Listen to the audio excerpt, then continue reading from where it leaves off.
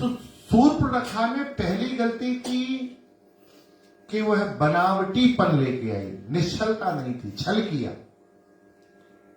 और दूसरी गलती उसकी यह थी कि भगवान की प्राप्ति में जो जगत जननी भगवती माता जानकी जो भक्ति रूपा है, जो सहायिका है, उसने उन्हीं को बाधा माना, जो जिसके कारण भगवान मिलते हैं, उसने उसको लगा कि मैं इसको खा जाऊंगी, इसी के कारण ये मुझे स्वीकार नहीं कर रहे हैं। तो वो जानकी जी को मारने दौड़ी, जो तारने वाली थी उसे मारने दौड़ी। इसलिए ये दो गलतियां सूर्पणखा की बहुत बड़ी भारी होगी, इसलिए उसको ये दंड भोगना पड़ा। तो सूर्पणखा जब रावण के पास गई और उसने कहा कि खरदूषण मारे गए, तो राधे श्याम रामायण में हमारे यहां राधे श्याम जी लिखते हैं कि रावण ने कहा सूर्पणखा से कि तू वेटिंग रूम में बैठ, जरा वेट कर। और वेटिंग रूम में बिठा दिया उसे और खुद चला गया अपने पर्सनल रूम में और घूमने लगा। क्या सोच रहा है रावण? खरदूषण मौसम बलवंता, मार सके ना बिन भगवंता। खरदूषण मेरे समान बलवान थे, उन्हें भगवान के अलावा कोई नहीं मार सकता। खरदूषण मौसम बलवंता, मार सके ना बिन भगवंता। और यदि भगवान ने अवतार ले लिया है, जो भगवंत लीन अवतारा, यदि भगवान का अवतार हो गया है, तो अब मैं क्या करूं? कैसे उनकी कृपा को प्राप्त करूं?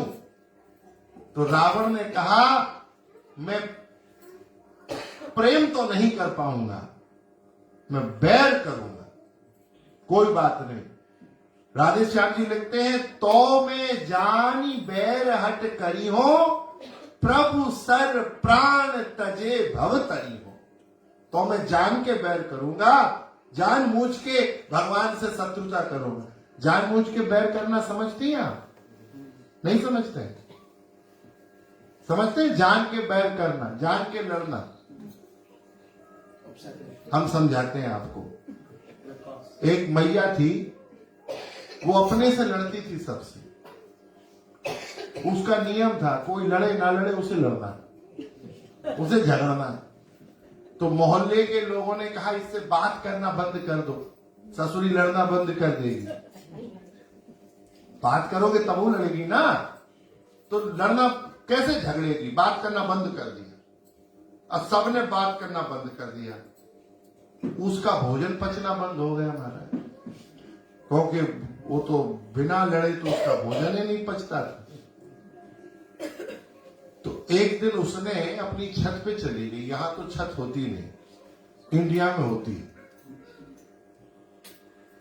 टॉप पे गई अपने छत पे और घूम रही थी। एक नई बहू दिख गई उसे, तो बोलने लगी 1 किलो दाल बनाऊंगी, 10 किलो नमक डालूंगी। 1 किलो दाल बनाऊंगी और 10 किलो नमक डालूंगी। अब बनाने की कुशलता है क्या? ये नहीं है ना। 1 किलो में 10 किलो नमक डलेगा है? ये कौन सी विधि है? अब देखिए, वो बेचारी नई बहू जानती नहीं थी, तो उसने कहा मैया 1 किलो दाल में 10 किलो नमक, ये तो ठीक बात नहीं है। तो बोली मेरी दाल, मेरा कुकर, मेरा घर, मेरा नमक, तू कौन? और हो गई चालू लड़ना। तो उसे झगड़ना, इसे बोलते हैं जान के लड़ना। जान लड़ने की कोई बात ही नहीं, वहां लड़ना, जानबूझ के लड़ना, है ना। तो रावण ने भी कहा तो मैं जान ही बैर हट करी हूं, मैं जान के लड़ूंगा। भगवान नहीं लड़ना चाहते, लेकिन मैं लड़ूंगा।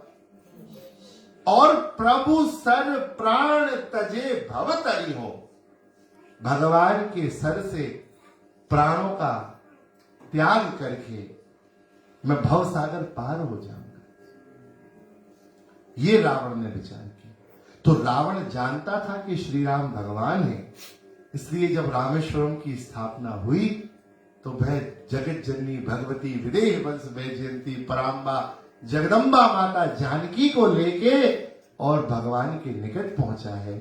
और जब भगवान ने उसके पौरोहित्य को स्वीकार किया, तो पुरोहित का अर्थ होता है पुरा हितम चिंतयेतः स पुरोहितः, जो अपने यजमान का पहले से हित चिंतन करे उसे पुरोहित कहते हैं, है ना। तो रावण ने हित का चिंतन करते हुए श्री राम से कहा, राम विजयी भव, राम आयुष्मान भव, ये आशीर्वाद